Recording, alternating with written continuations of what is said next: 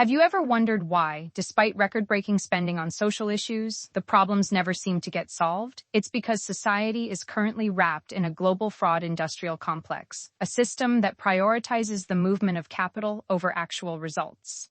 The Minnesota fraud was never local. It was the visible fracture point in a grid designed to harvest human energy at every level through a reinforcing feedback loop that has operated for generations. The system works through a clever mechanism called the virtue loop. It starts with a moral purpose like public health or disaster relief. Because the goal is objectively good, we tend to lower our guard. This creates a moral shield where billions can flow through nonprofits and agencies with almost no scrutiny. If anyone asks where the money went, the system deflects by claiming the critic is anti-charity. Federal indictments and sentencing memoranda repeatedly show the same patterns. Each domain produces its own extraction node. In June 2025 alone, a Medicaid takedown revealed $14.6 billion in alleged fraud across diagnostic testing, addiction treatment, and telemedicine.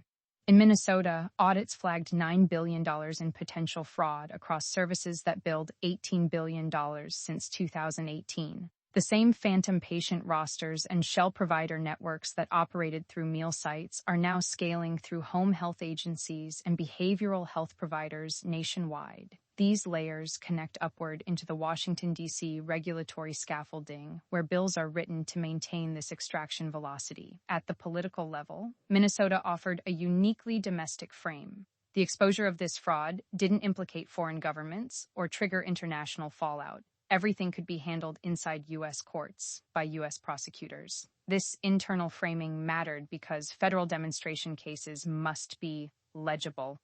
The objective isn't just conviction, it's a signal. This grid isn't just about money, it's about information control. Specific organizations classify information, deciding which voices are considered safe. When narrative control is combined with financial control, it becomes almost impossible for the average person to see the full architecture. At the top, the world is governed by a trinity of power: finance, the management of global debt; faith, the management of moral and spiritual authority; force, the military and legal structures protecting the status quo. We even see this play out in the imperial gambit. Consider the third assassination attempt on Donald Trump at the Washington Hilton during King Charles's visit.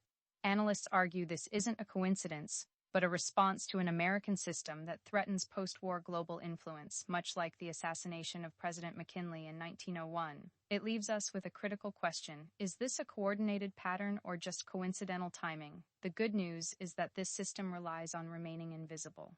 Once the scaffolding is recognized, it starts to lose its power. We are seeing a global shift where people are reclaiming their energy, attention, and time. By moving toward personal sovereignty, the pyramid begins to invert. The tools once used to track and control are increasingly being used by the public to audit and expose. We are moving out of an age of being harvested and into an age of being aware. Once you see the machine, you can choose not to feed it.